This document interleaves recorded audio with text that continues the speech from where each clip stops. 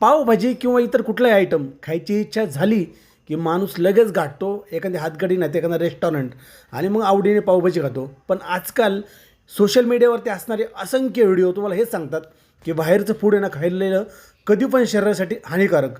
म्हणूनच आहे ना तुमच्यातला प्रत्येकजण अशी पावभाजी बनवू शकतो. एकदम सोप्या आणि साध्या पद्धतीने पावभाजी रेसिपी सांगितलेली आहे. ॲरो जो दिला आहे ना तिथं जा आणि एकदम ॲथेंटिक पद्धतीने पावभाजी कशी बनवायची ते पहा. माझं ओपन चॅलेंज आहे तुम्हाला. स्ट्रीट स्टाईल तुम्ही जी पावभाजी खाता ना त्याच्यापेक्षा सुद्धा भारी पावभाजी होणार आणि तुमच्यातला प्रत्येकजण आवडीने खाणार आणि जणाला वाटणार की येस आपण सेफ आहे.